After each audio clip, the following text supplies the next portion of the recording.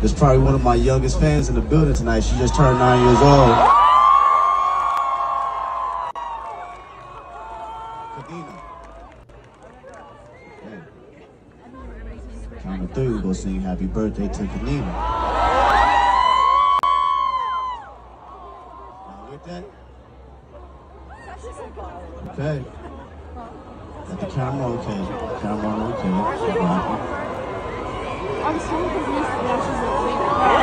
Kadena.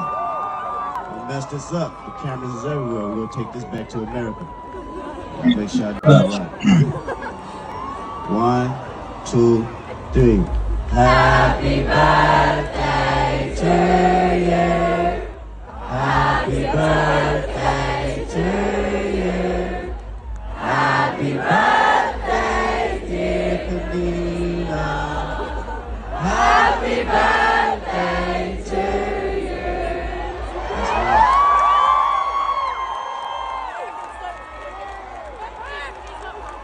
Give me something. We gotta sign us something. We gotta give her something.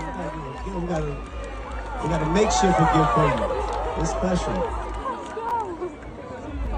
Give me something. I wish I'd have went to a concert on my 9-year-old birthday. Shout out to your pops. This your pops? This your dad? That's your grandfather. Okay. Make some noise for a grandfather, man. This is my hat. I just took this off. This is my joint.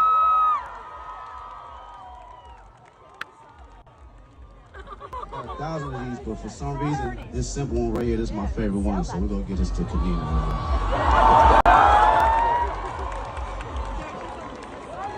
Big show, put your name, how you spell it? Actually, how you spell it?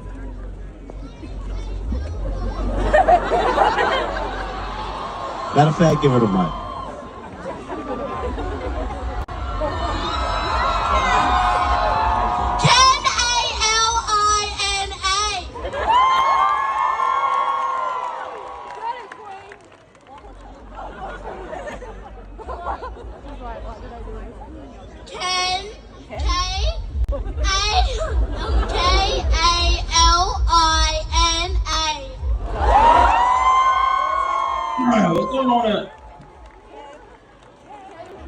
Why is the epicenter for everything going on in Australia right now? What's going on with that?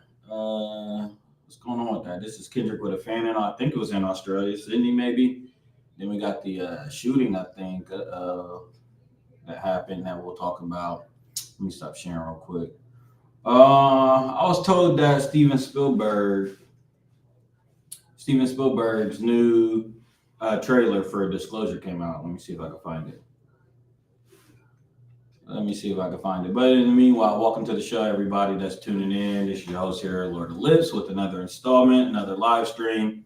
I do apologize for that glare. I need to fix that. Let me see if I can turn my camera. Pardon me.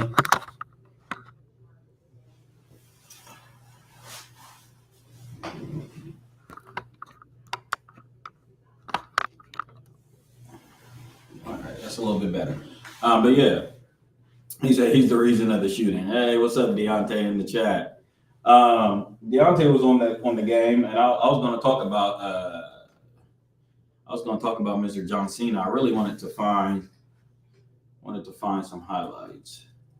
How do y'all feel about John Cena retiring? Anybody on the chat watch John Cena's last match or watch his career? See if I can pull up the clip of him tapping out. Let's see. Oh, John Cena. Is feasting on the carcass of John Cena's career.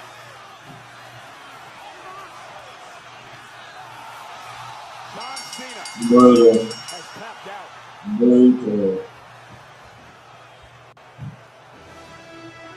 Here is your winner.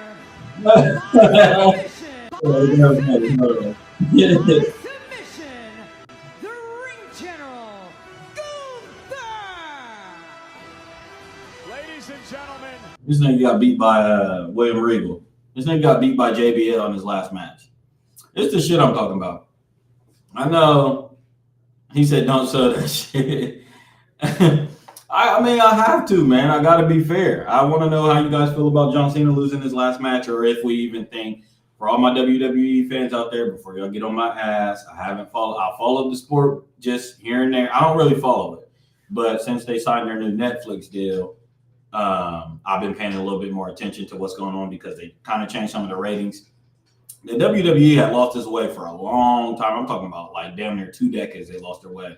And then there was the whole situation with Vince McMahon, and the documentary came out about Vince McMahon and all the shit he was doing. He was pissing on bitches, and I wish I had Hunter in the chat so I could find the classic clip of Vince McMahon, man.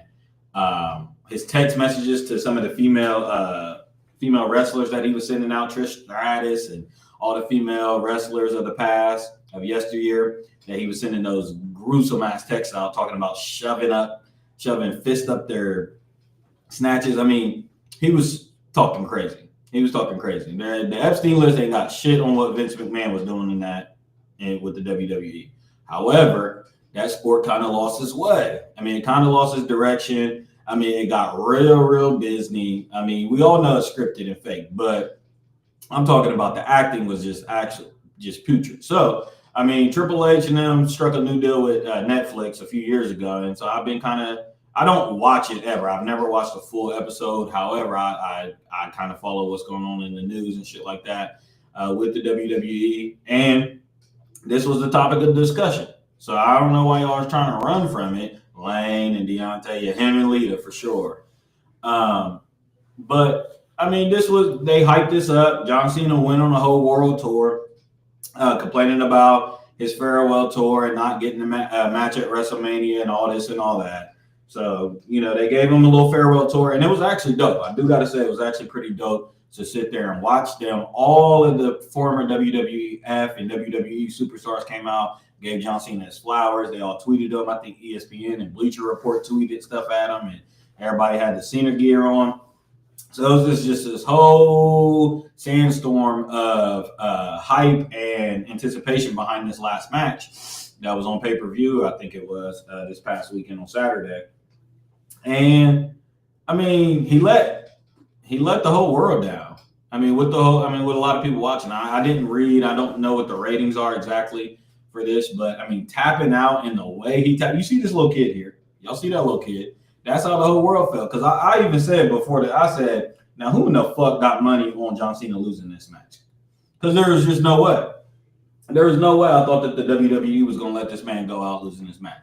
However, I do feel like this isn't the last time we'll see Cena. I think that he's just been throwing a hissy fit. He looks fucking horrible, by the way. I mean, he looks great for his age, as far as like he's still got the muscles and all that stuff like that. But whatever happened to my man's back a few years ago fucked him up pretty bad. He looked like one of them straws.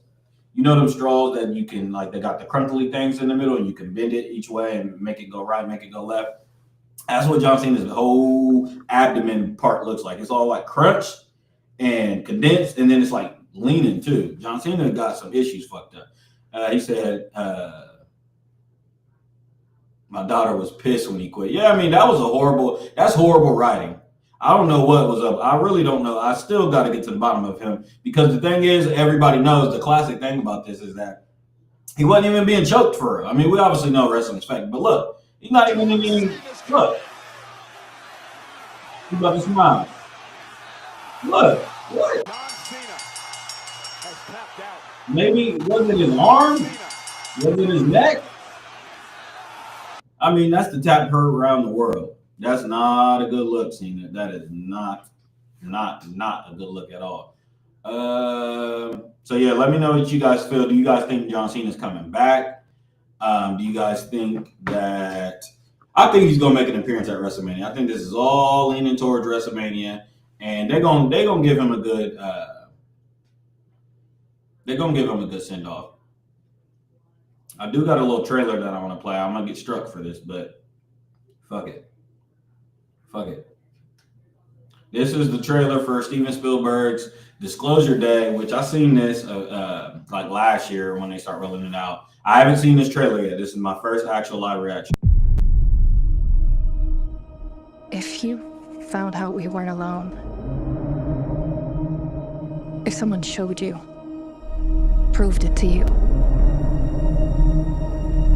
With that, I'm gonna tell y'all now, this is not a good film. I mean, I fuck with Spielberg. He got classics on classics. I mean, when you really think about it, Spielberg, I don't know if there's a director out there with more classics than Steven Spielberg. I don't even know if it's close. Spielberg has all types of classics in all types of different genres. But I'm gonna tell y'all this right now. You know, they say don't judge a book by its cover, but I do, especially when I'm talking about trailers with movies. This is overacting. And I just don't understand what people's obsession is with overacting. This is not good directing. Whoever is in charge of this film needs to do something with these actors and tell them to stop overacting. It's all this airy atmosphere. And I'm only 14 seconds in. I have not watched this trailer at all. that frighten you? That's overacting. Good morning, Kansas City. Let's take a look at today. Today is today's. That's like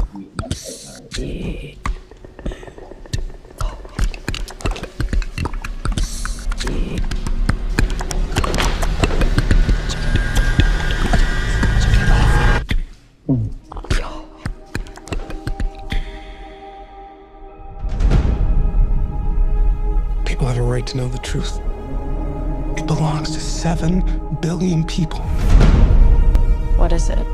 You wouldn't believe me if I told you. So I'm gonna show you. What are you gonna do? Full disclosure to the whole world. All at once.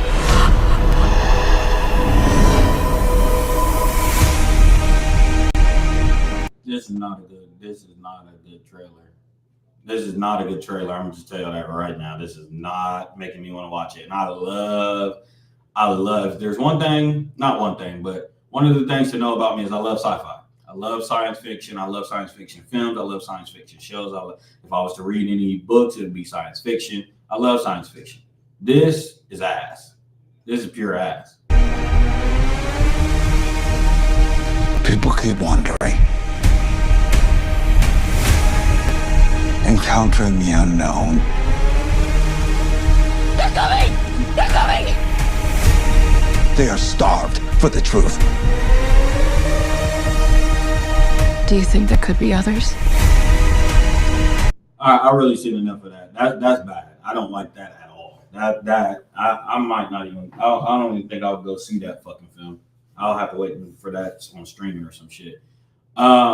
Speaking of streaming and films and shit like that, we also got. I think Stranger Things is going to do their season finale, part 2, starting next week or Christmas, which we talked about on here, which I think is pretty genius. How they have just like cornered the space of Thanksgiving is when they dropped the first half, and then now we're going to get a Christmas release, and then we're going to get a New Year. The final episode will be on New Year's.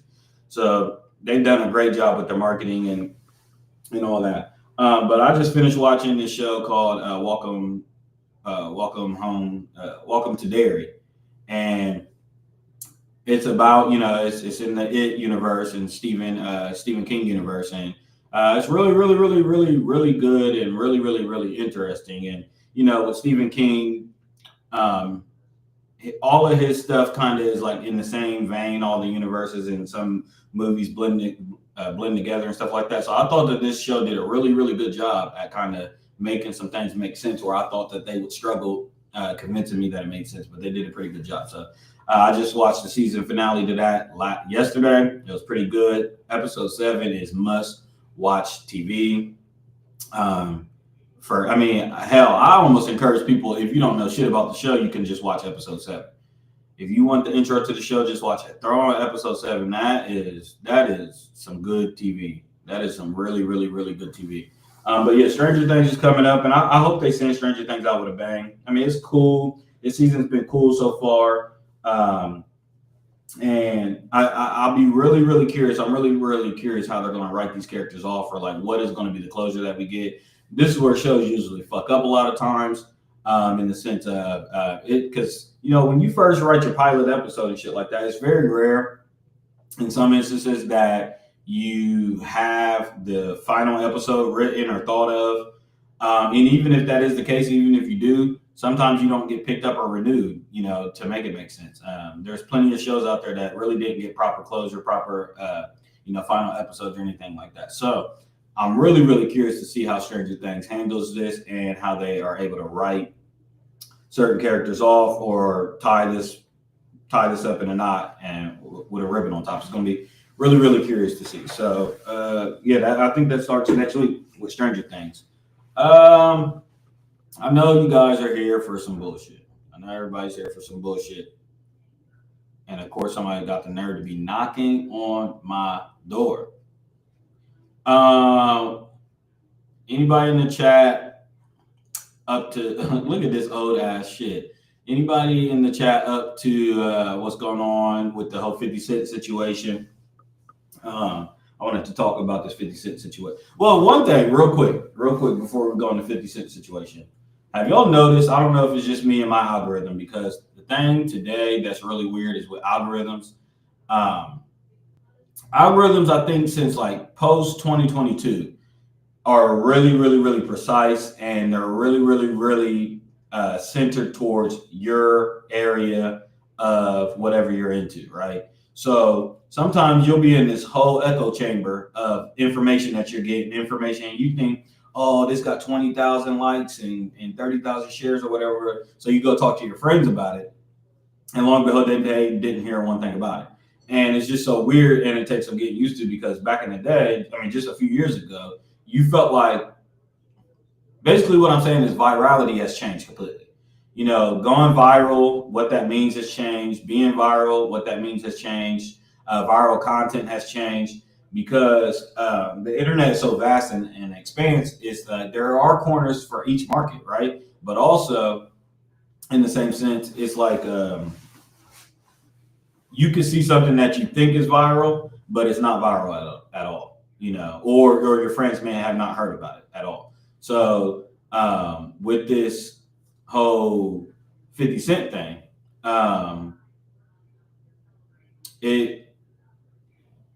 it seems like, it's catching a lot of waves, and the documentary is number one on Netflix over Stranger Things. It's number one in like 13 countries and stuff like that. So this documentary has done some real big dents into the ecosphere of content. And there's a whole discussion. There's a greater discussion around this on, is 50 being nasty by kicking a man's back end when he's down, especially a black man at that? Or do we feel like when you're dealing with people in the light such as a Diddy, that we should bury this man where he stands and sing around his grave? And I don't know how you guys feel, but my cancer brother out there, 50, seems to be like a woman's corn. And I know a lot of people out there have accused him of being very, very, very female centric as far as it goes with his beefs and how he holds vendettas and different things like that.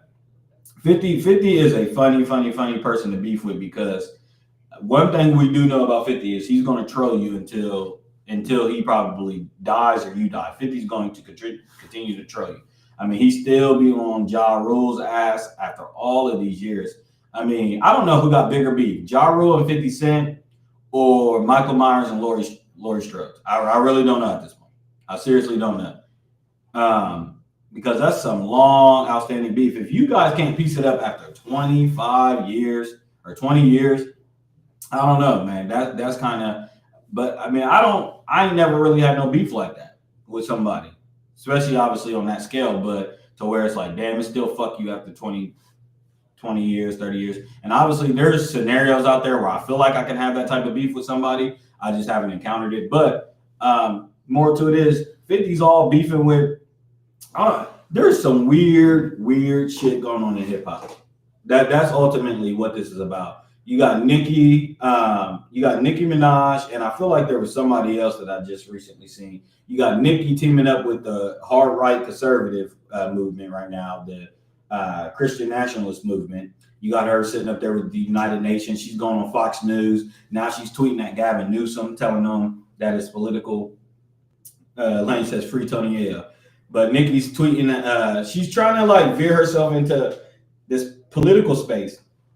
And it's really interesting to see because from my vantage point, I think that this is a play on her trying to get back at Rock Nation. And since Rock Nation has such a cast,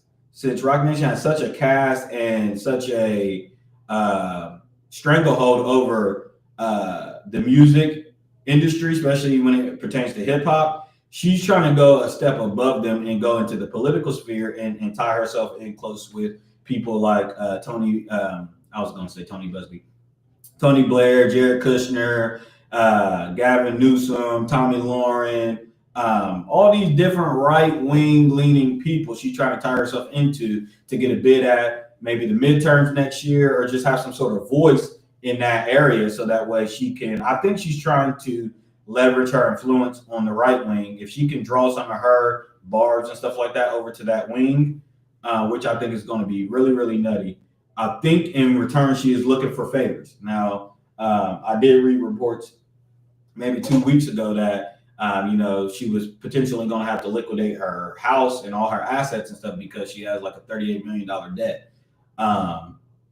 So, we'll see. She's probably, from my vantage point, it looks like she's looking for some sort of bailout. And I think she can't get it. She hasn't gotten it through Rock Nation. And I think that's a lot of her beef. With Jay-Z and Desi Perez and stuff like that, is that she hasn't found any relief or they're not helping her or they're sabotaging her, whatever she thinks the case may be. So I think she's trying to go a step above this space and enter the political sphere so that way she could find some sort of relief through the Trump administration. That's really my takeaway. So that's going on in her avenue. And then you got 50 Cent, who seems to be, the thing with 50 is you don't necessarily ever know what his end game is. You know what I'm saying? You don't know what his end game is. So it just comes off, it seems like he's like really just bullying people and sometimes unwarranted bullying, a lot of trolling and stuff like that. Now with the Diddy thing, Diddy and 50 definitely, obviously, as we know, they have some history. And also some history that they have that a lot of people don't highlight is that 50 was a huge Pac fan. Not only that, he was a big advocate for Tupac, and he was also a big advocate for the Machiavelli album. I've seen 50 allude to Machiavelli being his favorite album because of the energy that Tupac kind of breathed on that project. Was basically, this is my Hail Mary. This is my last calling card. I may not live to see tomorrow, so I'm putting this all out here on this tape. Y'all do with it what y'all may. And, I get on here every week or whatever and tell you guys to go back, and you guys should definitely run that Machiavelli tape because there's a lot of stuff that had to come to pass in 2024 and 2025 for you guys to be like, Pac was right and exact. And I know the documentary played a role in that too. A lot of people seeing that Diddy had this sort of weird obsession with Tupac, which I told people. And that, Diddy may have been in on the original shooting at Quad Studio, setting Tupac up. So, all I know is that during the time, Tupac was vilified. The situation happened, the setup happened. The next thing you know, he's framed for rape, and then he's given a prison sentence, and then he's vilified all in the media and talked about. And Tupac never really got to. The good thing about Pac, the interesting thing about Pac is he was such an enigma, such a powerful force within the space and in the industry. He was still able to maintain some good PR, and he kind of came off as like the people's champ. You know what I'm saying? He was more like the people's champ. So there's a lot of people out there that, like the media and stuff, for instance, was trying to, write him off and write bad things about him, give him bad PR, and put him in this box, really. And this is really why Pac tried to venture off more into the movie space, because he said he wanted to clean up his image, and that this whole thug persona and stuff like that, there was a lot of different versions of Pac and a lot of different personas of Pac, and he felt like they were trying to write him into this thug persona too much and keep him cornered and encapsulated in this part and make him a villain. So anyways, 50 is from that school of thought where, like, 5 shots couldn't drop me, I took it and smiled. And then that's why on Mini Men you get he got hit like I got hit, but he ain't fucking breathing. So 50 comes from the school of thought where it's like, dude, if you come for the king, you better kill him. You can't shoot at the king and miss. So 50 comes from that era. So in that sense, I understand what he's doing. I tip my hat at what he's doing, because if you beef with 50, I think 50's way of beefing is actually kind of like America's stance on military prowess. America's stance on military prowess is that in order to prevent a lot of bloodshed and a lot of war, you have to have a strong offense. So showing might and showing the show of strength and the show of military force prevents a lot of potential war.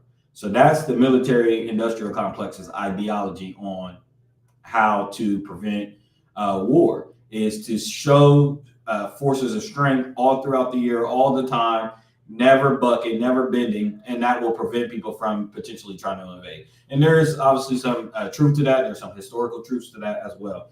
And 50 comes from that same school of thought, where it's like his thing is like, dude, when I do beef with people, I'm going to take it so far that the next motherfucker ain't going to beef with me. Sort of like what my guy Pushasi said, where Kendrick has now become like in the lexicon of beef. He's kind of like the North Star when it comes to the side of beef. I think Pushasi had a line in his First Day Out song where he talked about putting some foot in some ass and being Kendrick Lamar. I can't remember the exact bar. Maybe somebody in the comment can remember it, but basically alluding to the fact that Kendrick is the bar when it comes to beefing. So anyways, 50 comes from that school of thought where, dog, I'm going to obliterate you and my beef so bad that the next motherfucker ain't going to come. So that's why you get 20-year beefs with 50 and shit like that. But to me, obviously, I don't think it's that productive in where we need to go collectively. However, it does seem to return some coins for 50. 50 isn't missing any paydays. In fact, he's getting a shiny new coin probably as we speak, because he's number one in Netflix by keeping up this beef. He's going after Sean Combs. He's going after his sons. Then he's going after Mano. He's going after Dave East. He's going after Jim Jones. He's going after there's a whole rumbling going on in this hip hop space. And again, like I said, collectively, I don't know how productive and conducive it is for where we're trying to go or where we need to go. However, for 50, it does look to be veering off in his favor. It's just really, really, really interesting to see. And obviously with that, in the hip hop space, while we're at it, there's just been this whole thing. We got the beef. We understand all that, all the fallout of the beef, but like we just seem to come to a head in this space. Nas and DJ Premier sat down with Joe Budden. Shout out to Joe Budden for interviewing them. He shout out with Joe Budden yesterday, and they kind of talked about this and alluded to this. Just again, the space of hip hop, and now Nas is famously known for having the hip hop is dead mantra and stuff like that. But Joe Budden said on they interviewed him on some magazine. I can't remember a few like last week or whatever, and he said hip hop is actually in a beautiful space. And in this interview with DJ Premier and Nas, they talked about the whole top 40 and nobody being on the top 40. That week, and what does it mean for hip hop? And they said that's beautiful. That's the space that hip hop really thrives the most in, is when it's not so commercialized and it's not so watered down and centered towards a big audience. Now, hip hop has grown obviously since the 90s and since their time, so it does have this massive audience, and it has this massive appeal with kids, and you got the TikTok and stuff like that. But I remember. Lauryn Hill early in the days, she got when they tried to cancel Lauryn Hill and gave her all this hell, one of the quotes they tried to get her and hang her up about was that she said she really didn't care as long as her music reached her people. That's literally what she said. And they called her racist. They called her xenophobic. They called her all types of names for saying that exact thing. And I want to know how you guys feel, because on one hand, we just went through that era. I think from maybe 2015 to 2022, 2023, we had this whole era of hip hop where I feel like if you dropped on a certain day or on a certain week, you were destined to go number one. It was clear sledding to number one. Also, there's news out of Billboard today. That they're changing some of their stipulations and stuff like that. I don't know if I retweeted it or anything, but ultimately, like, hip hop is in this weird space. And I come on here and I say every time that I really think people don't understand that or understand what Kendrick was saying when he was talking about watching the party die. And I think really honestly, in order for me to have this conversation, you got to be able to understand some of the crux of what he was saying. There's also, the line that I think is most poignant and profound and what Kendrick was trying to say and trying to illustrate, because now, you know, they're trying to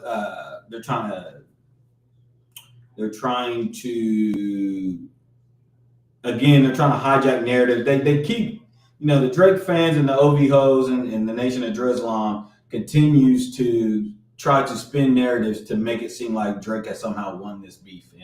And I don't quite get it. Even Drake tweeting at Ebro and all this weird shit still going on. I mean, it's so exhausting.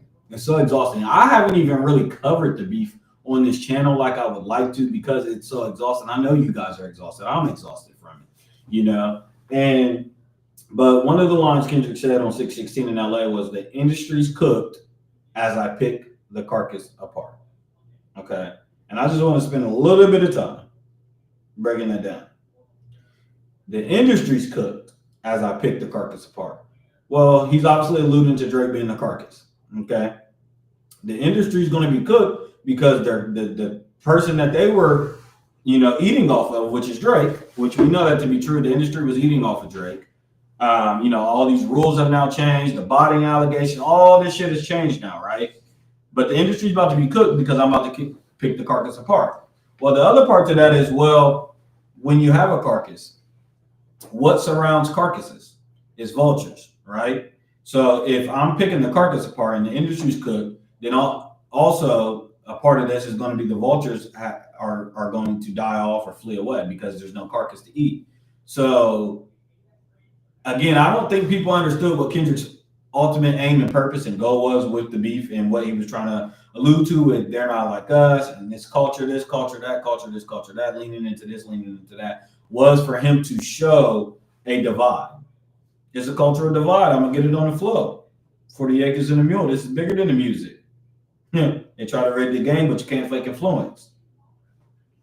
So that's what we're seeing in hip hop right now. We're seeing that the industry has been cooked, and their carcass, their favorite carcass, Mr. Aubrey Graham himself, you know, he's all fucked up. So got the industry fucked up, and then also surrounding the industry is the vultures of the industry and the vultures of the culture. You got your 21 Savages, which I don't have his interview, but I really wish any rapper from Atlanta, Lil Baby, your best bet. I'm so glad I think you might have said some comments, but any rapper from Atlanta, y'all see what happened to Young Thug this year. Y'all seen what happened to Young Thug this year, and we'll talk more about this in depth at my year-end show that I'm going to do, where I'm going to have the best of list and MVPs and moments of the year and all these different things. However, we see how Young Thug has flopped. Now, first week numbers is coming out on 21 Savage's release. What happened to the streets? And I think it's expected to debut at number 7 on Billboard for 59,000 copies the first week, which is a fall from grace from Mr. 21 Savage, who, you know, had this little bubble with him when it came to Her Loss and all what the shit he was doing back then. But, you know, all of these rappers, like, in order for them to promote their album or whatever, they sit down with whoever and they got to discuss the Drake and Kendrick beef. But my point is, anybody that was on that side with Drake and the whole Atlanta wave and all that shit like that, dog, save it. Save your breath. Save us the time. We don't want to hear it. We literally do not want to hear from 21 Savage, "Oh, I told Drake not to even get in the ring with Cat because it was fixed from the beginning." Oh, don't cut all that shit out. First off, it's 2025. We have video evidence, guys. We also remember, but the beautiful thing, guys, we were all making reaction videos. And then there's also videos out there of that 10-day, I think 14 to 10-day period where Kendrick didn't respond, and then all the trolling that you guys was doing and all the push-ups and short man jokes and all. Where was all that energy? We have that on camera, guys. We have, it's documented. That's the beautiful thing about videos. It's documented, right? So this whole narrative that it was fixed from the jump and they didn't want to see the boy win, and oh my God, the industry had to get him off the top and all. Why didn't y'all didn't have the clairvoyance and the understanding at the time? Y'all couldn't see that through during the time that 2-week period before Kendrick even came out and spanked his ass. Y'all never considered that. Y'all never said that, right? And then also for you Atlanta niggas, the nerve of you bastards, for you guys to even say anything. Literally, Lane, literally drop. That's what y'all are saying. That's what y'all are saying. Y'all trolled King Kendrick. That's what y'all did. But the nerve of you Atlanta artists to sit around. I need this to stop bouncing. For you guys to sit around and come out now to promote your albums, your weak ass albums that clearly ain't nobody buying. But you guys have this infinity to come out and kind of talk about this beef and the narrative and all this different shit. But my whole thing, the whole time I was saying it during the time, I'm like, dog, why isn't nobody in Atlanta rebutting anything Kendrick's saying? Why isn't nobody rebutting anything Kendrick's saying during the time? I don't want to wait until after the beef. I didn't want to wait until a year later now that the coast is fucking clear. Now that the niggas on tour. No. Y'all should have said then and there, hey, dog, we rocking with Drake. Nah, everybody steered clear of Drake during that time. Don't act like y'all did all 2024. Y'all was scared to say anything. Y'all wasn't releasing those statements. There was nothing slanderous coming out about Kendrick on your side. Now, 2 years later, man, let this shit go. Drake, you got your ass whooped. You can straw man and you can complain to Ebro. You can complain to Flunk Flex all you want. You lost. And not only did you lose, you lost vehemently and you lost fair and square. The nigga beat you at your own game. He beat you at his game, but he beat you at your own game. It was a clean sweep, dude. Clean sweep. You focus on your gay ass Iceman album, okay? And you stop attacking media members that called the match a wash and said you got beat. Stop attacking everybody. And then you Atlanta fucking clowns out there that, y'all don't even know how to handle this whole Gunna situation and Young Thug situation. But you see that, it ain't looking like it's in y'all's favor. It almost looks like the industry, it almost looks like, there's just been some money taken out of Atlanta. Now we know Atlantic Records, and their situation going on, and then the whole reshuffling there at Atlantic Records and throughout the whole music industry happened in 2023, I think. So things are just looking a lot different in this atmosphere, in the state of hip hop. Like I said, you got the hip hop police, you got Nicki Minaj trying to tie herself in with hard right wing Erica Kirk, we are Charlie Kirk people. I don't know where in the fuck this comes from with Nicki Minaj. I mean, I see the play, but like, I'll be curious to see how this turns out. You got 50 Cent on his bullying shit. You got P. Diddy handing out turkeys and doing Thanksgiving drives in prison and then releasing all this good PR in prison. Then you got the looming Tupac and Biggie situation still looming over hip hop. Jay-Z is still silent. They've tried to call Jay-Z out. Now we know we've seen him at the game, but Jay-Z is still silent. I find that to be a bit alarming. Shout out to Nas. And to be clear, I'm record keeping this. I am record keeping this. I'm not letting Jay-Z completely off the hook for his last few years of silence. I know that he got the money and the power both gyrating, but I don't like the silence. And I know my guy is king silence. Kendrick won't say a fuck thing. But Jay-Z, you ain't about to be able to scrape all these dollars and all this money and all this different shit out of the culture and then give us that culture talk. And then you're so silent on all these different things that's going on in the space, especially when people have been summoning that demon over and over. Nicki Minaj has been calling you to the forefront for months now, right? Your old boy Diddy, and you can say what you want. Diddy was my God, boy, Poppy Cop. Save it for David, nigga. Diddy was your God. And Diddy is in this whole situation. You've been silent. Now you did.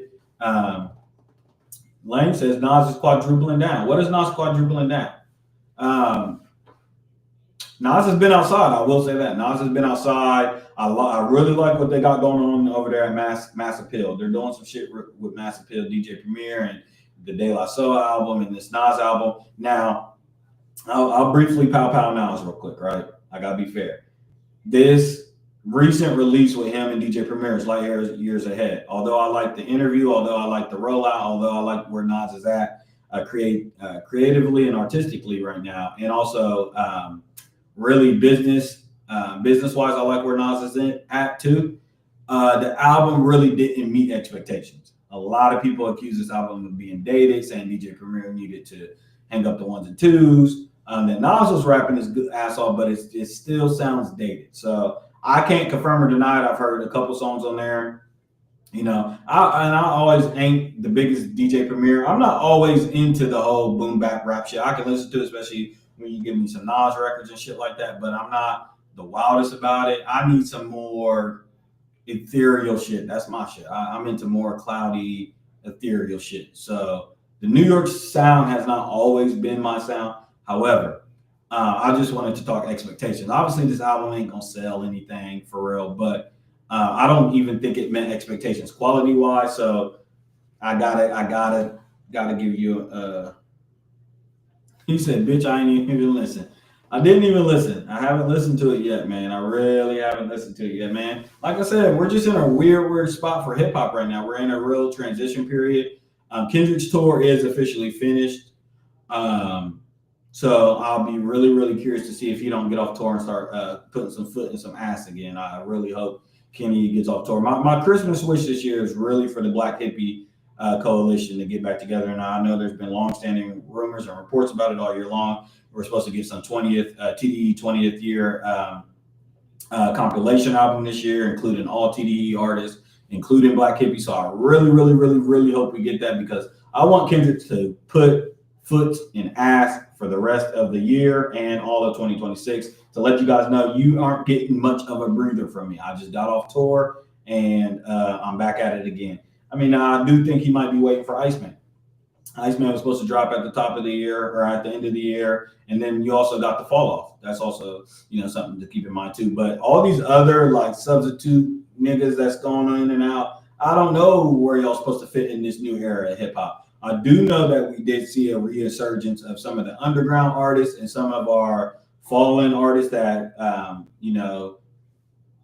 needed carried on along the way, like the resurgence of the Wale album, the Chance the Rapper album. Like I said, Nas has been outside, De La Soul, Primo. You got the Prodigy album earlier this year. So there's a lot going on in hip hop, a lot of reshuffling going on in hip hop. And then, like I said, then you got the whole Diddy thing looming over hip hop. So we'll see.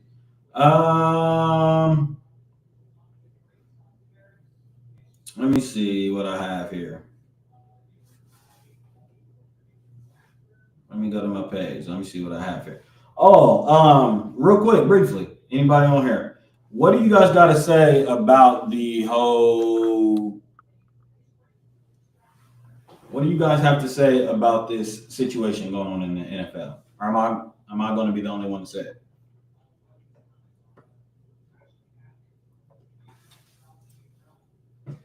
We're gearing up. I think I've said it before, but we're gearing up to have the worst. And I'm not talking about quality-wise, because they'll probably give us a classic. Maybe we'll get a classic Super Bowl, right? But as far as namesakes and any of that, I'm not sure we're in store for a real good playoffs, let alone Super Bowl. I really don't know this to be the case. I'm really doubting it. And again, I know we laid it out on this live stream before that if Josh Allen doesn't get to the Super Bowl this year, then not only do we have to have conversations, because there ain't gonna be no conversation for me. I will completely sell all stock in Josh Allen. That's how I get down. It ain't even gonna be about no conversation. You have to get to the Super Bowl this year, barring any catastrophic injury to you or really viable teammate, even though I really don't even want a teammate as an excuse. The Bills should be head and shoulder favored to get to the Super Bowl, and not only should they be favored, they should go. And I got a text, but I'm not even sure that will happen. Right now, it's looking like. Does anybody got an NFL playoff picture? Let me see. See if I can find something. NFL AFC playoff picture. Excuse me.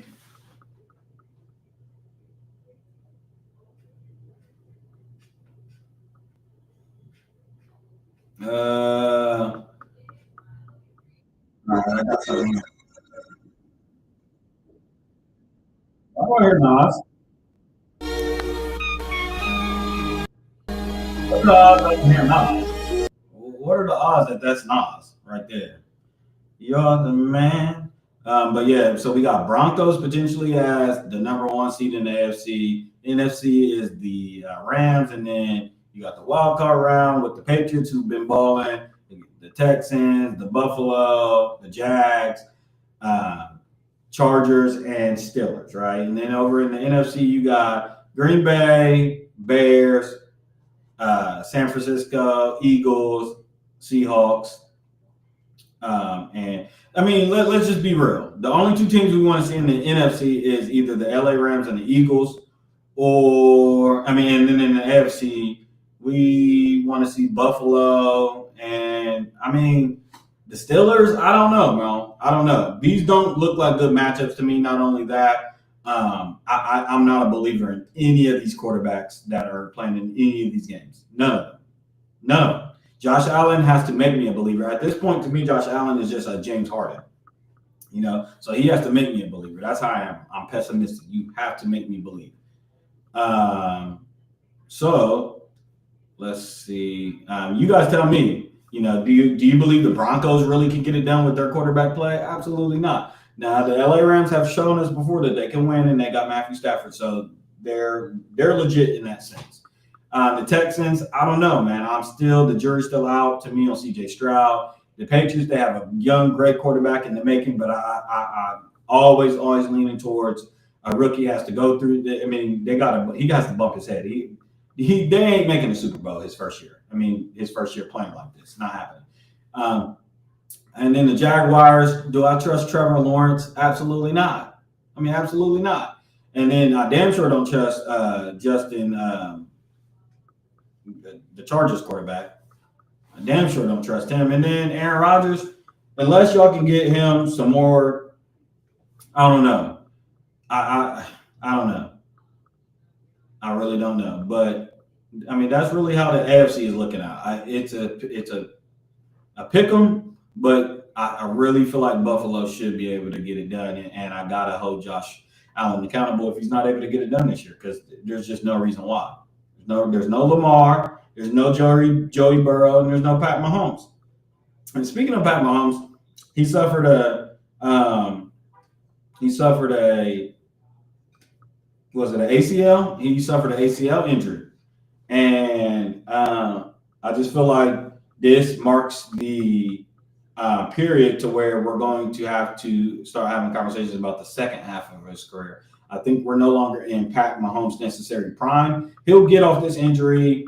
He'll have a little, shiesty year. And then we might see another 1 or 2 more years of like real good prime Mahomes. But I think as far as like young prime, like stat god,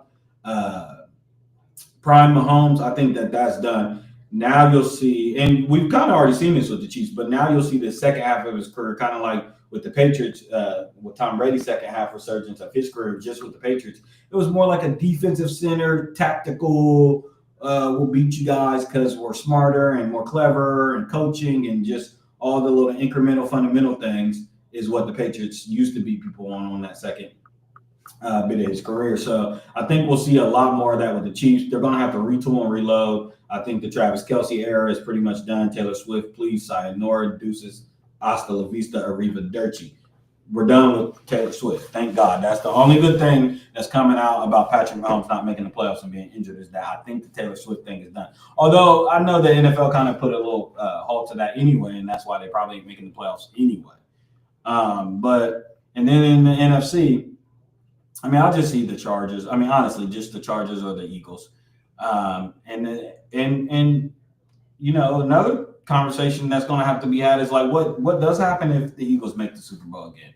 That's going to be Jalen Hurts' third appearance, right, and potentially 2 Super Bowls. And I know y'all, you know, a lot of people don't like him, and there's this whole troll farm and troll fest out there of Jalen Hurts not being able to throw and being an ass and all this shit like that. But I mean, hey man, accomplishments, they do mean something. And the ability to be able to fit into a team concept, be coachable, be systematic sometimes when need be, make big plays when need be, all the different things that it takes to be able to go to 3 Super Bowls in this, I think, maybe 5-year span and potentially reel off 2 Super Bowls. He could potentially have 2 Super Bowls, 3 appearances in a 5-year span. And that's not, when you look at bodies of work, that's not nothing to sneeze at. So I think it's definitely between the Eagles and the Rams. Now, a lot of people, there's some sleeper teams out there. Let's just go ahead and rule the Bears out. We're going to rule the Bears out. We're going to rule the San Francisco 49ers out. And we're going to rule out I really would like to rule out the Seahawks. Something tells me I just again, quarterback play. And then with the interesting team is the Buccaneers, because you got Mr. Baker Mayfield here, who's really probably the most unpredictable quarterback in this whole slew of teams here. So I don't know, man. I don't know. I could see the Buccaneers maybe even get into the NFC Championship game against the Rams or against the Eagles, and that being kind of like a little shootout matchup game. Baker doesn't get it done necessarily, but he gets to at least the NFC Championship game. But I think ultimately we're due for a pretty mid Super Bowl or pretty mid playoffs. And I don't mean, again, quality-wise. The quality may be there. We may get a lot of good games, but I just think it's going to be hard to really put asses in front of the television with these names. I don't trust none of these teams. None of them. So that's really my take on the NFL for today. There is something that I think is really, really obvious for those of you who have tuned in for 53 minutes at this point, is that I haven't really touched on any politics. And you may be asking why. Stephen usually touches on politics. This is when we usually shut him down or mute him or get off the stream, because we're not into that. We're really into sports talk. We're into this and that. But I must come on here and tell you guys that I'm shooketh. I'm very, very shook. And I'll tell you, I'll show you guys here in a second. First, let me find my clip. I'll show you guys here in a second why I'm shook. I said, Mike, that we are fighting today the battle that the Maccabees fought. They fought for the survival of the Jewish people and the Jewish faith against an enemy that wanted to extinguish us, wipe us out from the face of the earth. We were fighting our battle, but we were also fighting the battle of civilization, because our civilization is based on the Judeo-Christian tradition. Let me pause it right there.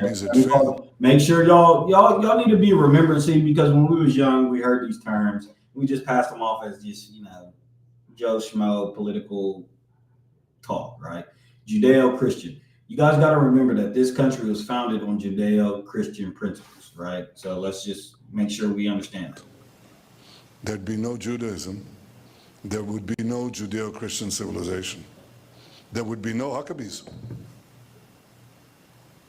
There would be no United States. There wouldn't be the civilization of freedom, the respect for our common traditions, our common values. All of that would not happen if it weren't for those 5 brave brothers. They actually made the whole difference. So that spirit animates these brave soldiers that are here today and their comrades who are fighting in Gaza or in Lebanon or in Iran, wherever is necessary to not only preserve the Jewish nation and the Jewish state, but preserve civilization against the barbarians. The barbarians are out there. They did a horrible thing to us on October 7th. They'll never do it again. But they're doing it against Jews in Sydney and Jews elsewhere in America and elsewhere. This is our common battle against the barbarians. We have won it here. We're winning it here. We'll win it everywhere. Chag Sameach, Chag Chanukah Sameach L'kulchem. Toda Rabba Lachem. Happy Hanukkah. Definitely happy Hanukkah. Okay, so here's the thing, right? Let me just lay this out. Here you got Mr. Netanyahu, Prime Minister of Israel, who is an actual war criminal right now and is facing international charges and national charges in his own parliament, in his own government right now, where he is trying to get a pardon from the Israeli president, and then also trying to use our president into smooching the Israeli president into offering him a pardon. Okay, they've even offered him, I mean, they haven't formally offered him, but they've asked him preliminarily, like, okay, would you retire your political career if we were to offer you a pardon? And he's like, absolutely not. So, and I guess he's supposed to be meeting meeting with Trump again for a fifth time this year, here in late December. But this speech comes on the heels of what we experienced this weekend, which was a horrific, tragic event that happened at Pondy Beach in Sydney, Australia, where I think 15 people were slaughtered and slain, and many more dozens injured with gunshot wounds and different things like that.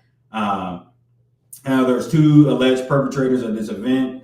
One did meet their fate and was killed, and then the other had a gunshot wound, but it survived in the hospital and just woke up out of a coma yesterday, right? And the reason why I intro it like this is that I'll be damned if these motherfuckers' last name isn't Akram. So here's the thing. I just want to clarify to everybody out there that I am not an anti-Semite. I have never been an anti-Semite. I do not support anti-Semitism. Okay. However, I will not allow that word and that term to be a shield that is used to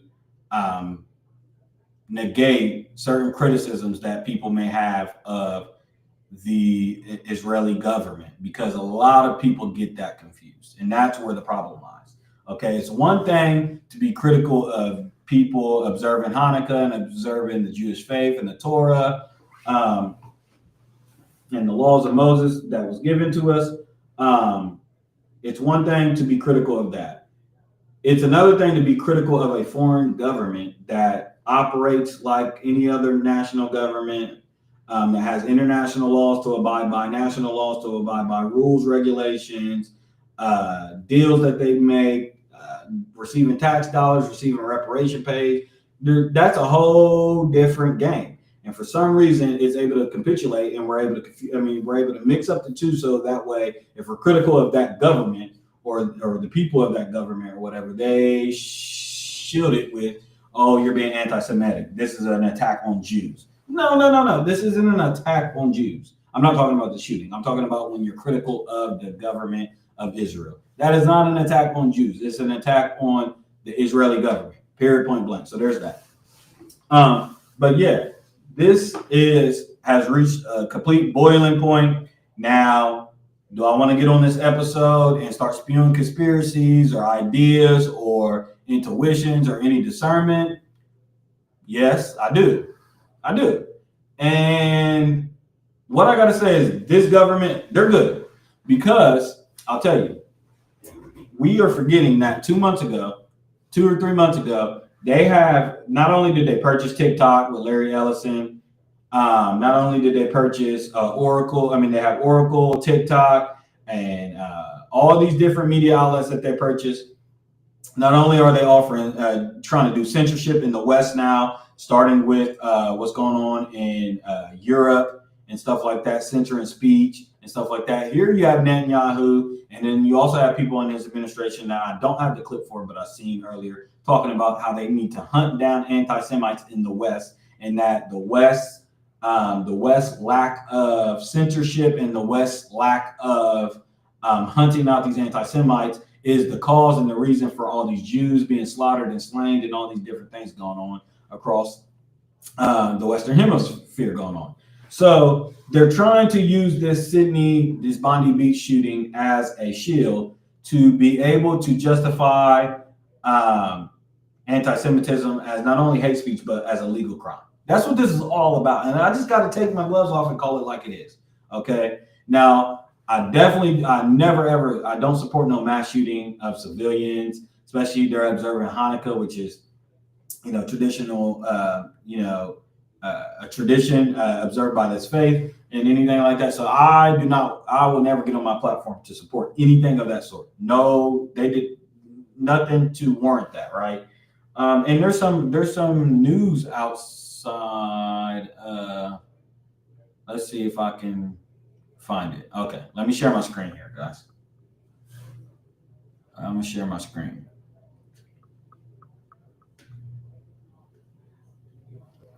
Okay, so you got the Bondi Beach shooting gunman Naveed Akram was follower of pro-Islamic State preacher Wissam Haddad.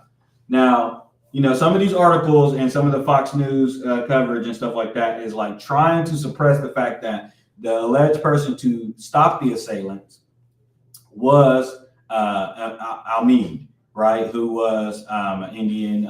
He was a Muslim, right? But here we have this is Naveed right here. Naveed, he was 24, was a follower of notorious Sydney jihadist preacher Wissam Haddad. Counterterrorism officials have told the ABC. Now, the preacher that used to preach to this boy denies any knowledge or any involvement, but they think it's like some extreme. Basically, they're trying to frame this, and they've been trying to frame, this whole last couple of years have been this whole idea behind, Judaism, Islam, extreme Islam, and evangelical Christian conservatism is what I'm trying to say. I'm sorry. Okay, so you see the rise of Turning Point USA. You see the rise of the Charlie Kirk situation that we'll talk about, and Erica Kirk and Turning Point USA and this whole right-wing movement where it's all, Christian-based morals and stuff like that. And then you got, you got this conversation being had about where does Christianity even fall in between these two things, because somewhere in the spectrum, Christianity has fallen in between this Judaism and this Islamic society, right? This Christianity in the middle of it. And what's really, really curious and interesting to see is that a lot of people of the Christian faith has just been taking it like good boys. They've just been taking it like good boys from, I say Zionists. I think they're Zionists, but if you want to call them Jewish people, a part of the Israeli government, go ahead. I call them Zionists myself. But I think that there's been a great awakening with Christian movements and stuff like that, with this whole idea that, okay, what is Judeo-Christian principles? Judeo-Christian principles. And what is some of the fundamental disagreements between Christians and Jews? Because here we sit in America in 2025 with the privileges that we sit with, and we forget that, centuries and centuries ago, there was blood libel, Christian blood libel. I mean, there's a lot of persecution between Jews and Christians, right? They have their own thing. So, the question becomes, how did we get to this situation where it becomes a Judeo-Christian society and all these different things? And then you'll read about the rise of the Catholic Church and all the crusades and all these different movements that have happened throughout the different centuries to lead us to where we're in a Judeo-Christian society, right? And then what does that do with Islam? And why does that isolate, and how does that isolate Islam? And so that's where we're really at. When you think of the Israel and Hamas situation, which has led over into the West, and then you got the rise in anti-Semitism in the West and people falling away from kind of some of the moral indecencies that they're seeing going on in Israel and Gaza with the Palestinian people and stuff like that. So it basically has put Christians in a really, really, really peculiar and interesting spot, because here they are with their Christian beliefs and followers of Jesus Christ, seeing babies and mothers being blown to smithereens by people that they have adopted some principles off of, because this is a Judeo-Christian society. And they have to ask themselves, how holy is this war? How righteous is this war? Is this war, does Christ, any teachings of Christ constitutes any of this war? They have to ask all these questions, right? And I think that a lot of people have not been able to come to terms with the fact that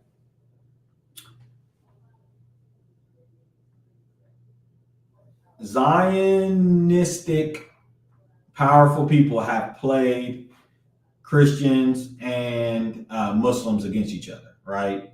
And it has always been in the interest of these Zionistic people to do this, so that way we, America, a Judeo-Christian society, would move pieces on the chessboard in favor of Judaism or that territory, right? So, you know, you think of 9/11 and the rise of Islamophobia. You know, they blame it on the terrorists. We're going to blame it on Saddam Hussein. We're going to blame it on, what's my man's name? I'm having a brain fart right now.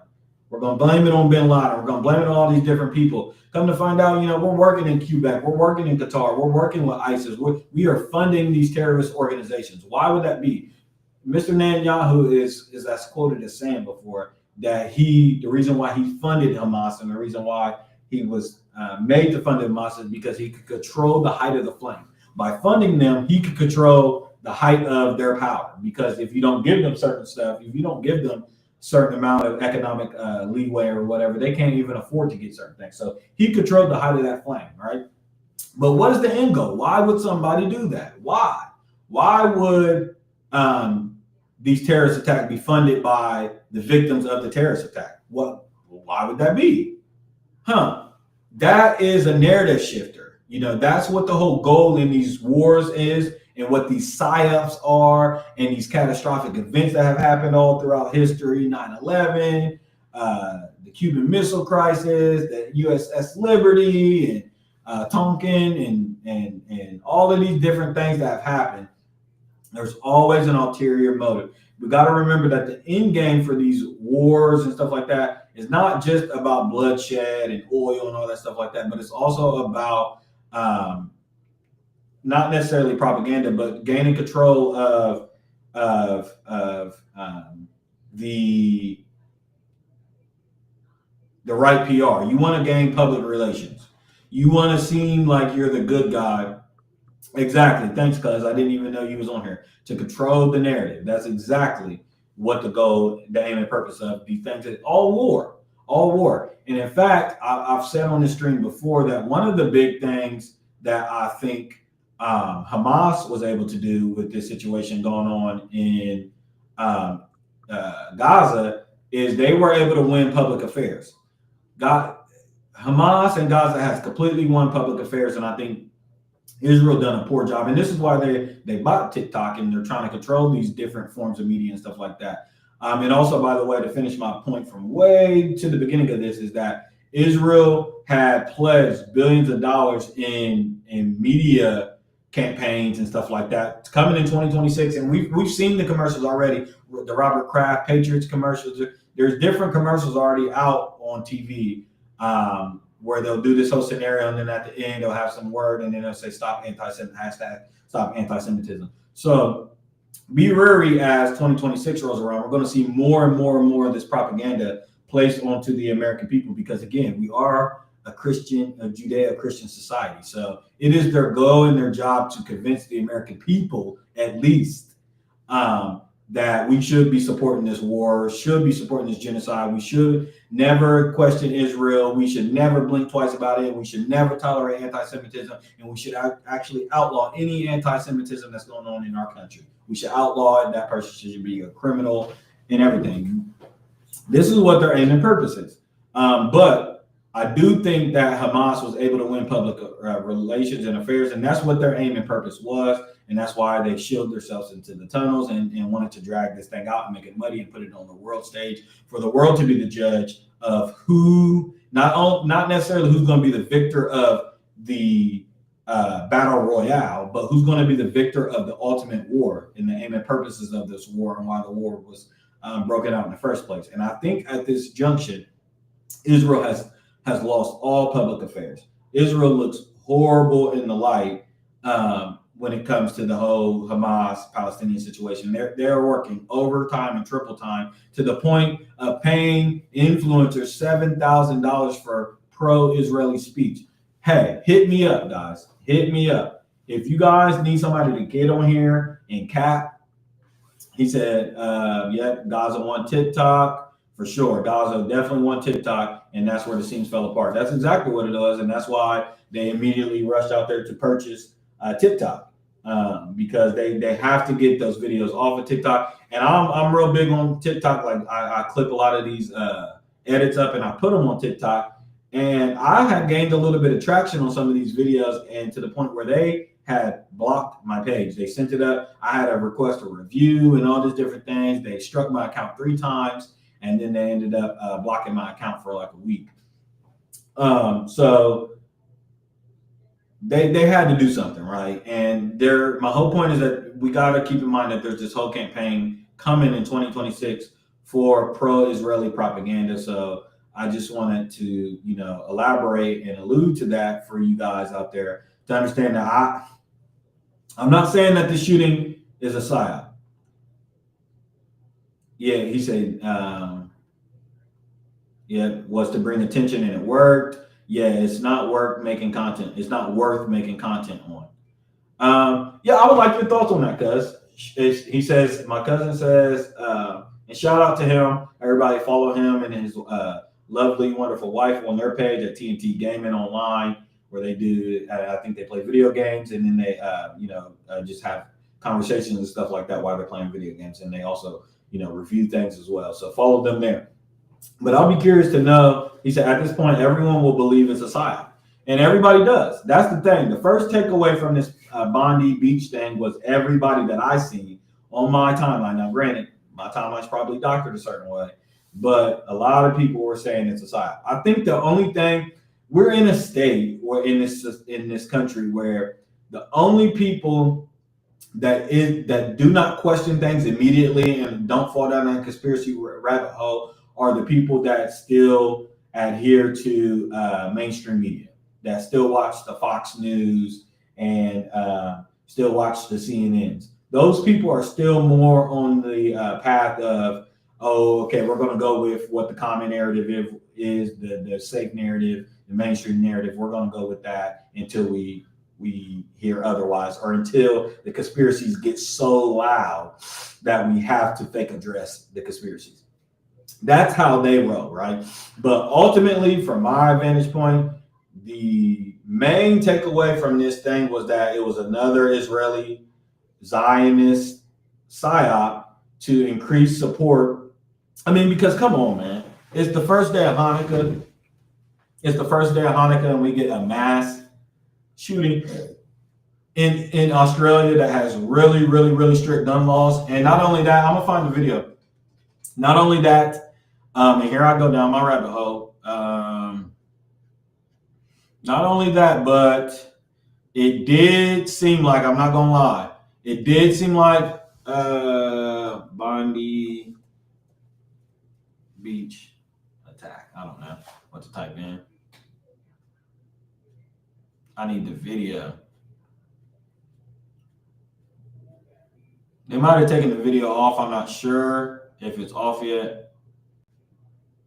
And we got team members being killed in Syria. I mean, it's not good. It's not good what I see going on. I may not be able to find.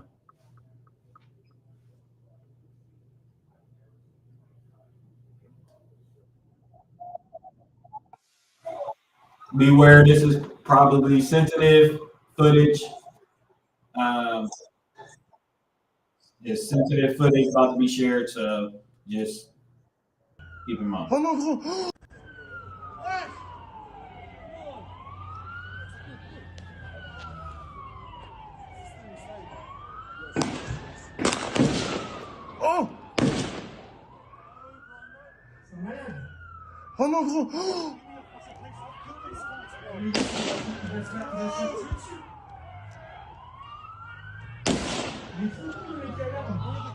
He should have blew that boy to smithereens. But I guess you got to keep somebody alive to tell the truth. He said, and this is why traditional media is dying and content creators and influencers are taking over. This form of media is more authentic and real. That's exactly right. And that's exactly what's happening. Too many coincidences. Most real attacks are truly random. They don't happen on a special day or try to push a narrative. It just happens and everyone is left to pick up the pieces. I could not agree with everything you're saying more. I literally couldn't agree because, I mean, this just reeks of psyop. And I'm not saying it is or isn't. I'm not here to say that. I'm not here to even, I really feel bad putting that in the air because either way it goes, and I've told people this before, even things that have come out to be psyops, there are still real victims in this, you know? There are still people that lie dead. There are still children that lie dead sometimes in these events.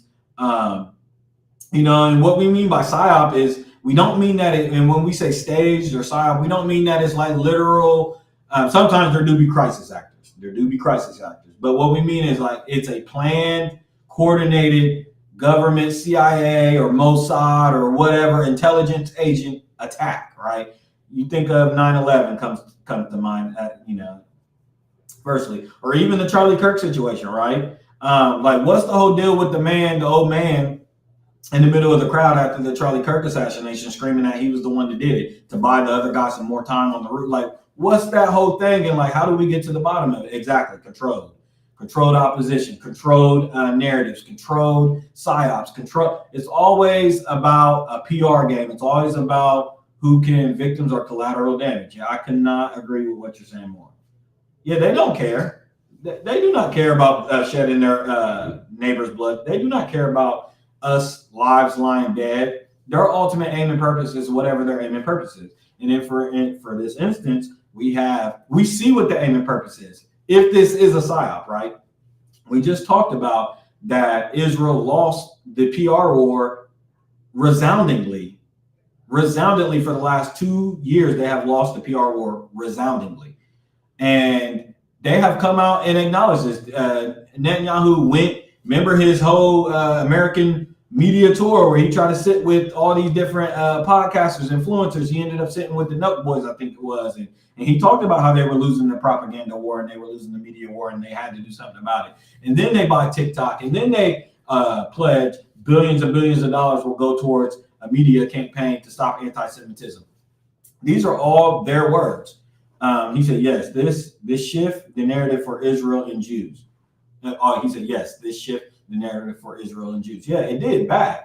So again, like my cousin said, this just kind of reeks of a psyop because it seems so constructed. I mean, the first day of them observing the Jewish, faith during this time of the observation of Hanukkah, and then it's on Bondi Beach, one of the premier beaches in that area, where a lot of Jews and stuff are gathered around to celebrate this thing. And then,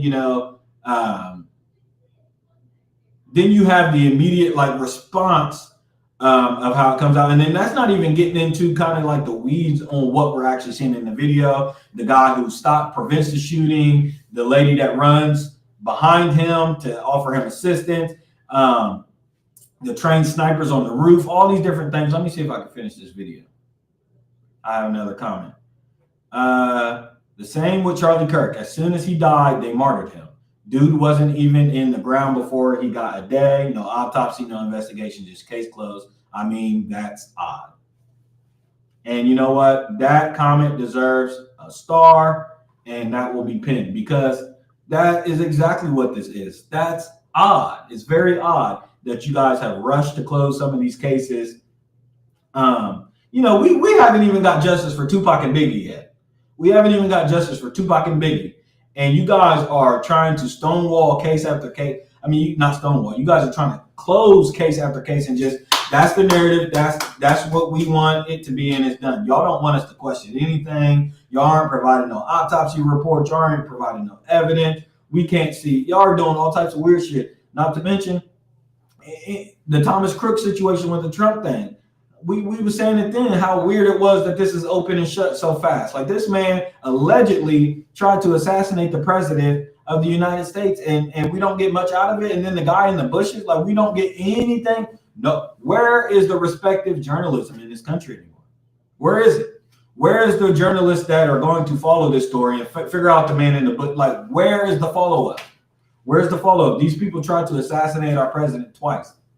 All right. And during the time we were getting rumors that, oh my God, it's Qatari, it's Qatar, it's Iran, it's Iran. Oh my God, oh my God, oh my God, it's Iran. Now we're seeing Egyptian planes following Charlie Kirk, Egyptian planes, all these different things, right? And it keeps seeming like, my ultimate takeaway is that they keep trying to drill home this narrative. It's kind of like the weapons of mass destruction. Y'all remember that in the 2000s. The weapons of mass destruction. Weapons of mass destruction. Weapons of mass destruction. We must invade. They have weapons of mass destruction. They drilled it into the American mind. Drilled it into the American mind to sell the war, to justify their operative.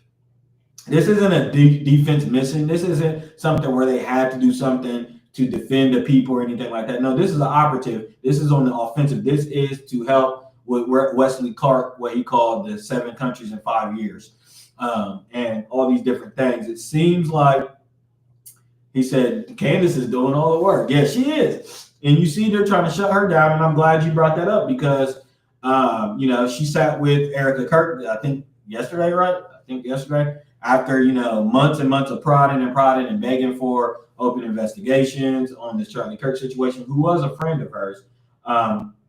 And this, you know, there's nothing to me more weird and grotesque out there than this whole Erica Kirk situation. Nothing. I mean, the bitch is a horrible actor at the end of the day. You know what I'm saying? Like, if we're just keeping shit a buck. Sorry. I mean, maximize that. Yeah, if we're just keeping shit a buck, there's nothing more grotesque out there because to me, I kind of got a problem with either or. I kind of got a problem with no matter how this slides. If Charlie Kirk, you know, was assassinated, everything checks out. It was the weirdo guy that they're alleging did it with the fake transgender text with the fake roommate and all this weird shit that was going on there that we just haven't heard much about. If it was that, right, he did it, sole perpetrator, nothing backing him, which I highly doubt it. That's the thing. They got to stop trying to sell us and convince us of these patsies, these 16, 17-year-old skinny, frail-ass patsies. What happened to the days with JFK? Oswald. What happened to the days of the good shooters, the believable shooters, the 27-year-old prime snipers that we could believe? You're not going to sell and convince the American public who has access to the fucking internet and TikTok and everything at our hands that these 16 scrawny, frail, 17-year-old ass people who might be off some psychiatric medicine because they want to be trans is the ones climbing up on the roof with these shotguns and all these different weapons and then unloading and loading and aiming and no one sees them climb up on the roof and then they get away and he disarms and dischambers the gun. You can't convince the American people of these things anymore. You can't, right? So, to me, either way it goes, Erica Kirk is also a loser in this as well. Because Turning Point USA has obviously made her the CEO of the company. So now she's the spokesperson and all that stuff like that. He said, LOL, that's exactly what we said. The narrative is too hard to believe. It's just too hard to believe. It's just too hard to believe. Even if we want to believe it, even if it checks out, I'm still going to raise my eyebrows because it's like, I don't know. And that's without even getting into somebody's motives or lack thereof motives or digital footprints or lack thereof digital footprints. Apparently Thomas Crooks they said he didn't have no digital footprint. That turned out to be a lie. Cash Patel, you a damn lie too. That's the thing. Listen, government lie to me once, you lie to me all the time. Our government, we have confirmed that they have lied to us at least once within the past year. I mean, I'm talking about they lied to us hundreds and hundreds of times, but I'm saying we've provably said you guys are lying, you know, and they've had to come out and admit that they're lying or they've had to rework narratives and stuff. So once y'all already know and can classify y'all as liars, there's no way you're going to be able to convince me on bat that you're not lying without us prodding and trying to get to the bottom of it. But back to Mrs. Kirk. I told you guys from the jump, I did not feel her energy. I did not. The moment she got on screen, the first moment she got on screen, I told Lane, I said, this is a problem. This is a problem for not only me, but Mrs. Kirk and that whole Turning Point USA. This is a problem because she's getting up there with these scripted things, and she's not a good actor. She reminds me of Tiffany she reminds me of the character off of Chucky. I'm gonna see if I can find her Barry West.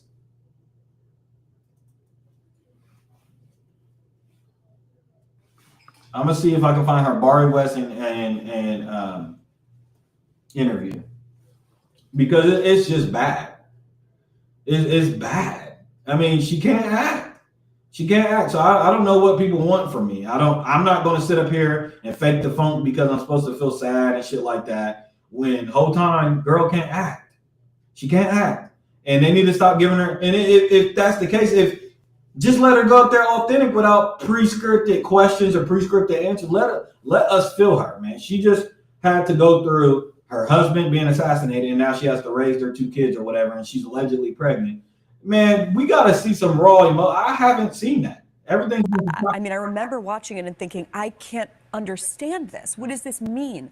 She was able to explain the distinction between forgiveness as a personal choice to almost let go of something, to not let it be this anvil around her, and forgiveness in the mode of her faith, and to make a distinction between that and her desire for justice, which is quite different. It doesn't mean that she... Sorry, West. Girl, shut up. She's a known Zionist. Like, please. Why would they even sit her down with her? Can I get the real? I just need a clip of something real. Erica Kirk talking. I don't want to see all this shit. I don't want to hear from Barry West saying anything, honestly. Let me just see. But yeah, I mean, Erica Kirk and Candace have sat down now, and we'll see. I told y'all this is who she looked like. I just said this. Are we in a movie? Are we literally in a movie? Lane says she is not pregnant. Wrong kind of glow. And I mean, again, we talk about losing PR battles. There's nobody out there that has lost a worse PR battle than Miss Erica Kirk. You would think that the sympathy alone of Charlie Kirk would garner her enough time, at least a few months, right? But since she's the face of Turning Point USA, and she has to, I mean, she sat down with the media 5 times last week. She's selling a book and all these different things. So it's like, okay, well, you're opening yourself up for criticism. And we're allowed to keep it a buck. But yeah, she has not won the PR campaign, and she's not snapping how they thought she was supposed to. So I think they need to reel her back.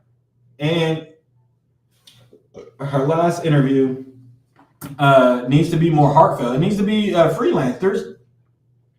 Man, if you seen your husband, not seen it, but if this whole scenario happened and shit like that, you should be able to go up there and concoct something from the fucking heart, if you have a fucking heart, that's legitimate, authentic, not scripted, not written. Fuck the cameras, fuck this, fuck that. I'm gonna just come up here and tell y'all about my boo. I'm gonna tell y'all about what he stood for. I'm gonna tell y'all exactly how I felt. This bitch done forgave the killer 48 hours after. I mean, shit. The show 48 hours couldn't even do an investigation before she forgave him. Before, like my man said, before Charlie Kirk was in the ground, she was forgiving the killer. It's insane to me.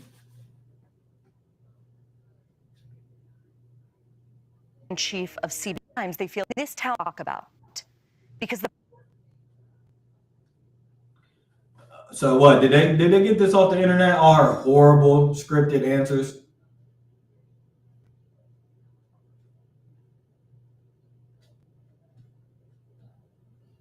Months to own it. You really think I'm going to be on an Egyptian plane while I am wanting to be with my In-N-Out burger and my chocolate milkshake? I'm nervous that there could be they'll say we can't find a fair jury. Like they're going to taint the jury pool, and in that case, that's how widespread you think these conspiracies have gone. Yes, that's how mainstream they become. Okay, Egyptian planes. You want to have that Egyptian planes? Okay. Let me stop it there. See that what they do is that straw man shit, where that's not what was being alleged. Okay, don't try to gaslight us, or don't try to negate what people were talking about by just acting like it's so nonsensical. These Egyptian planes were there, confirmed. Okay, so that alone needs to be investigated. What were they doing there? Why were they there? That is something that we if you're launching a whole investigation on an assassination of a political figure in the 21st century with the whole world watching, all right, and you have not even barked up the dress of a foreign government there, potentially without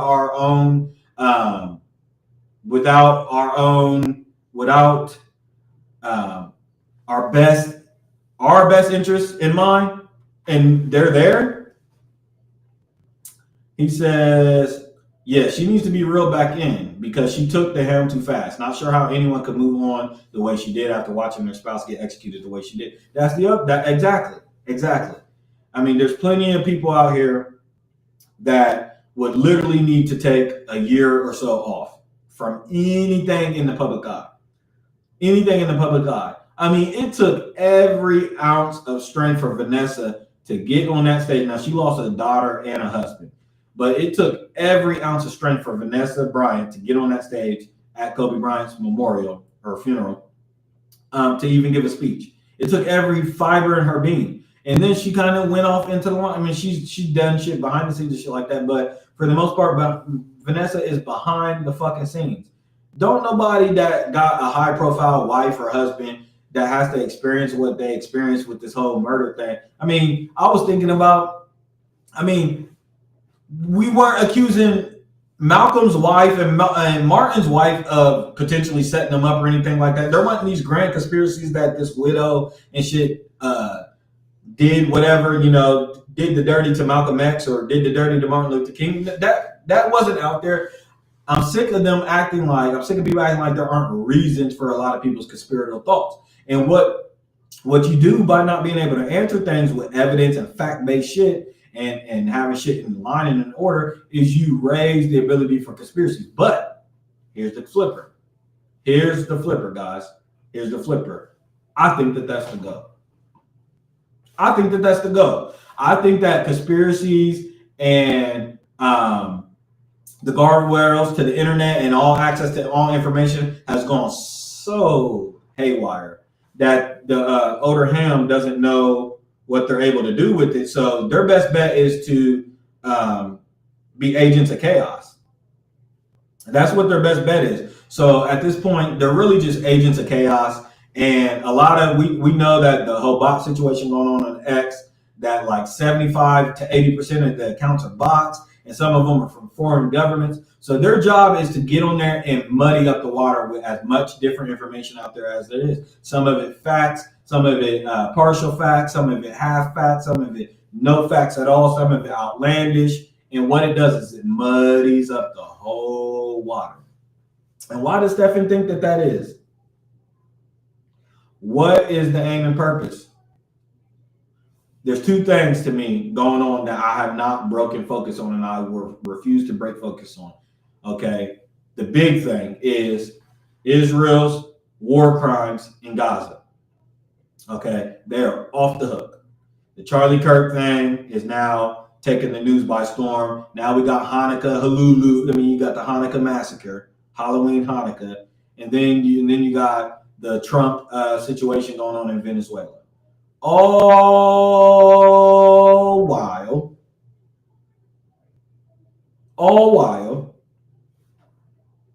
he said, bingo, the water is fucking muddy right now. All the while, the conversation that was dominating 2 months ago in previous months was, what are we going to do about this war in Gaza? These people are being genocided. That was the conversation, not just in America, but in Australia, in the UK, in all of Europe, all of the Middle East, all of the African nations was focused on this one thing. Guess what you guys have not seen in the news lately? 95 Palestinians getting killed. Ceasefires being, that October 10th ceasefire oh my God, the Tony Blair, Jared Kushner, the 20-point peace plan, and the, oh my God, we're going to do this and all that. Dog, Israel has violated that over and over and over and killed more and more Palestinians. Now 800,000 Palestinians lie at risk of dying with this winter storm because they're still in tents and the area is still destroyed and they still can't get food, all these different things, and we have not covered it one time. Okay, there's that. You want to know what else there is? Last month, you know what dominated the previous 2 months and that keeps coming back and is like the shadow over mainstream media's head is the Epstein list. It is the Epstein list. That's the gift that keeps giving. It keeps coming back. It keeps coming back. And y'all can try to muddy the water and murk it up with the Diddy thing and all this different shit. But dog, the Epstein list, it got passed. What was it? 427-1? Boom. Boom. Talk about it, cuz. The reshifting the narrative with Israel. Project 2025 is still going. Treasury being robbed, Trump circumventing power, stock funds being transferred into crypto, and Epstein files. Bingo. Bingo. We're watching the crooks. What Kendrick say? I walk in, walk out with the safe. That's what we're watching. We're watching these crooks walk in, walk out with the safe. They stealing all the goods. They stealing all the goods while they distract us with our holiday spirit. Oh, Stranger Things. Oh, Christmas mood. Oh, all these different things going on. Meanwhile, we are coming up on the 30-day mark of that release of the Epstein list. They could have released it prior to the 30-day mark. Listen, if we're dealing with a just and correct and righteous government, they'd have gave it to it. We wouldn't even have to go through all these steps to get the damn Epstein files. Why are y'all holding on so long to these Epstein files? Exactly. They literally let the fox into the hen house. To me, it's asinine, the state that we're in. You're dealing with censorship in Australia with the social media ban. You're dealing with censorship in the UK where people are being arrested for their tweets and shit like that, right? Then you're dealing with all the different wars that are breaking out all over the place, right? Shit is shaking up big time. Whole time. You got Prince Charles, he getting stripped of his name and shit like that. Whole time, man, there's a sex pedophile ring that implicates all these powerful ass people on it, and they want to hold on. They hold on for dear life, man. And it keeps coming back up because we keep not being quiet about it. But every time it keeps coming back up, something else comes in the media to silence it for a little bit and suppress it for a little bit. Okay, so now we wait until Friday. December 19th, and they're going to have it all redacted. The CIA, they're going to say it's a conflict of, it's going to, what's the term they're going to use? It's going to, oh my God, it's going to classify. We got to classify these documents because it's a breach in security and it's going to put us at risk and all these different things. And they're just going to have a whole bunch of shit blacked out. They'll continue releasing the funny pictures and videos of the anal gloves and all this different shit like that. But they'll never just come out and say, hey, yo, dog, here's in great detail what Bill Gates' connection was with Epstein. Here's everything. Let's lay it out. Okay. What was Epstein's and Ghislaine Maxwell's obsession with transhumanism and eugenics and shit like that? What's up with that story? Why were they studying why were they all into black eugenics and seed altering and all this different shit? You know what I'm saying? That's not conspiratorial. That is in the documents. These things need to be investigated and talked about. And he said, LOL, those files are never coming out. I know. I'm waiting for the Candace Owens thing. I'm waiting for Candace Owens to get shot on television, or Tim Pool or Tucker Carlson. I'm waiting for the next big thing to happen before Friday. Is Trump going to drop another bomb on the Venezuela narco boat guys? Is Russia going to, get Donbass area? What's going to happen? What's going to happen? No. I'm telling you guys, the key to unlocking all of this shit is those Epstein files. Because again, if we existed in a righteous government, a real democratic government, we would have had these files because we've been asking. We should. And listen, the other thing is we ain't gonna keep asking y'all either. I told y'all, If y'all don't want to release the files, if y'all don't want to connect the dots, the people will do it for y'all. We will do it for y'all. If y'all don't want to release it, I'll just refer to you all. Everybody in power, I will refer to you all from here on out as pedophiles. That's what we'll do. He said, Russia war fake too. Oh, I know. I talk to my buddy Lane about it all the time, and Zelensky's old grifting ass. Zelensky's a big grifter, money laundering. It's all the rich getting richer. Don't even get me going on the AI data centers going on and what's really going on with the artificial intelligence boom and the artificial intelligence bubble and then the bailouts that they're trying to, wink, wink, trying to already set up and shit like that. They announced that one is coming to the state of Springfield. Remember, guys, I told you guys last time that make your voices heard. Attention, contact Michael Turner, District 10 at 202-225-6465. Let him know that you are not satisfied with the way things are going, with it all, what we're talking about, but mainly with the rise in the AI data centers, and that you do want state legislations on AI data centers. We see that Mr. Trump is trying to sign executive order after executive order to federalize this AI boom, while states are fighting back. I read earlier that Ron DeSantis from Florida said that it should not hold up in court and that Florida will remain the right to he said, oh, yeah, I seen y'all getting a data center. Yeah, they put them in black areas, ATL.3 already. I know, man. And I read the nightmare stories on what the data centers are causing and the loud noises they're making and the headaches that they're causing. And I mean, obviously, we know about the fresh water and then the rise in utility bills and all this different shit coming on, man. Rip to the water supply, man. We are literally living, I know, Tyre, I know you already know about it. We are literally in the beginning stages of the Matrix, guys. See, the thing with the Matrix, first off, shout out to Sophia Stewart. Shout out to Sophia Stewart, the real creator of the Matrix. Shout out to Sophia Stewart. However, we found out recently that the Terminator and the Matrix is really in the same universe. So I would say we're in the beginning stages of Terminator. And then keep in mind, the Terminator then leads to the Matrix, because when you watch the Matrix, you don't even see how the machines rose. You just see that all of the people are in the Matrix and they're, the other people are in Zion. And it's just this, the machines had already taken over in the Matrix. But in the Terminator, you see the rise of the machines. So we're in the beginning stages. And in the Matrix, when you've seen it, when he's in that whole breeding thing, you look around and it's just all data centers. It's all like Matrix centers, and all it's just the world, the earth was all destroyed and populated. All the resources was sucked out of the earth, and it was all stemming towards these data centers. That was, it ain't looking good. We need a fourth quarter comeback, and we need it bad. And I just knew God keeps having these personal attacks at me. I've been loud and boisterous about these data centers for going on a year now. And we got the nerve to get one in little old Springfield out of all the fucking places. I'm like, really? Really? Y'all really going to try to call my bluff? Y'all really going to try to call my bluff? So like I said, contact Michael Turner, District 10 at 202-225-6465. We need to talk to somebody. We do not want a data center here. Apparently, it is allegedly going to provide 20 jobs. Woo! 20 jobs. It's going to have an annual payroll of $1.5 million. But they were not able in that article. Obviously, it was early on article. It was just an initial article. I'm sure we'll get more from it. We better hear more details. But there's tax breaks. There's a 15-year tax break that they get in, and sales tax exemptions that they're getting. But also, we didn't get information on where it's going to be and all these different things like that. So we'll see.